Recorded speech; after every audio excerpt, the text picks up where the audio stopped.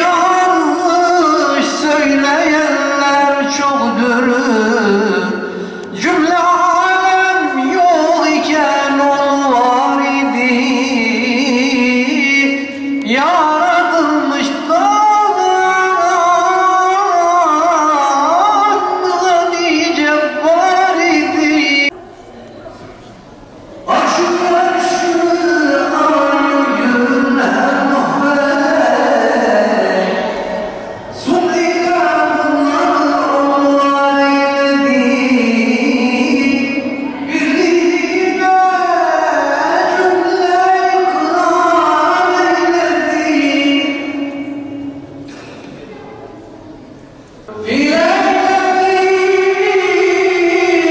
ikrar eyledi.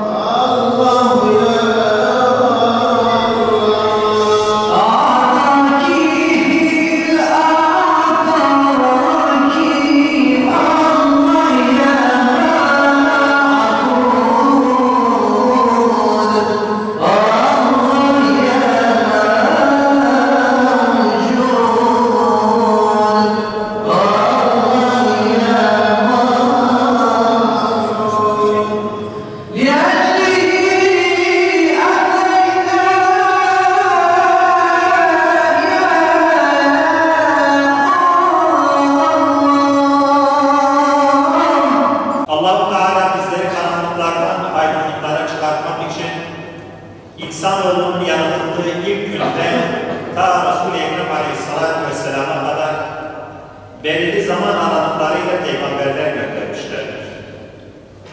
Bütün peygamberlerin mesajları ortaktır. Hepsi Allah'a tevhide çağırır.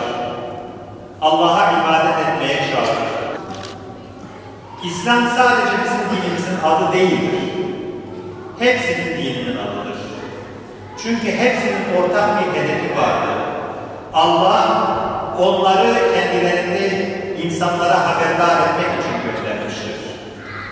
Resul-i Ekrem Aleyhisselatü Vesselam ise Hatem-ül Enbiya'dır. Ondan sonra hiçbir peygamber gelmeyecektir.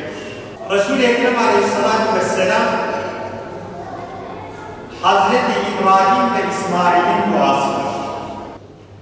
Allah-u Teala Resul-i Ekrem Aleyhisselatü Vesselam'ı anlatırken diyor ki لَقَدْ جَاءَكُمْ رَسُولٌ مِنْ أَنْفُسِكُمْ Andolsun ki içinizden birisini Allah size elçi olarak gönderdi.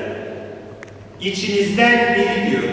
Yani sizin gibi bir anne babadan doğan, yiyen, acıkan, susayan, yatan, kalkan, evlenip çoğalan bir peygamber gönderdi. İçimizden birisini bize gönderdi ki getirdiği mesaj nasıl yaşanılır bize gösterdi. Ondan dolayı bütün peygamberler ve başta Resul-i Ekrem Aleyhisselatü Vesselam geldiklerinde kendilerine itaat etmek, onların emirlerine girmek bizim boynumuzun borcudur. Çünkü Allah peygamberleri kendilerine itaat edilsin diye göndermektedir. Allah-u Teala Kur'an-ı Kerim'de peygamberleri bize anlatır. Niye? Tarihi malumat vermek için değil. Onların nasıl bir yaşantı devam ettiklerini, kavimleri içerisinde tebliğ faaliyetlerinin nasıl olduğunu ve tebliğ ettiklerini hayatlarını nasıl yansıttıklarını bize anlatır. Esselamu ala men tebe'al huda. Selam, hidayete tabi olanların üzerine olsun. Onların yolunda yürümüş olanların üzerine olsun. Evet, Resul-i Ekrem Aleyhisselatü Vesselam örnek alınacak olan insandır. Resul-i Ekrem Aleyhisselatü Vesselam'da her birimiz için Allah'ı, ahiret gününü, Allah'ın karşısına yüzü ak ve bak olarak çıkmak isteyen herkes için güzel bir örnek vardır. Örneğin en mükemmelidir Resul-i Ekrem Aleyhisselatü Vesselam. Peygamberin vazifesini ifa ederken,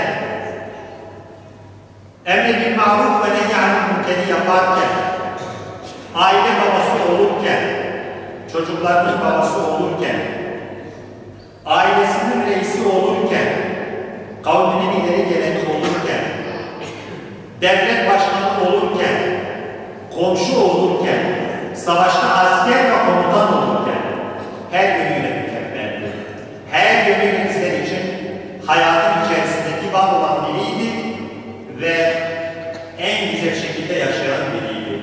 Ondan dolayı Kur'an-ı Kerim Resul-i Ekrem Aleyhisselatü Vesselam için diyor ki o sizin için güzel bir örnektir. Evet, Resul-i Ekrem Aleyhisselatü Vesselam'a almamızdaki temel maksat onu anlamaktır. Belki bu gece ve geceler Resul-i Ekrem Aleyhisselatü Vesselam'ı okumamıza vesile olur. Onun hayatını yazılmış olan güzel eserlerden istifade ederek okumakla olur. Bugün buraya Allah yolunda ibadet etmeye, dua etmeye ve Hazreti Peygamberimizin doğumu için salavat ve dua etmeye geldim. التي فيها معادنا واجعل الحياة زيادة لنا في كل خير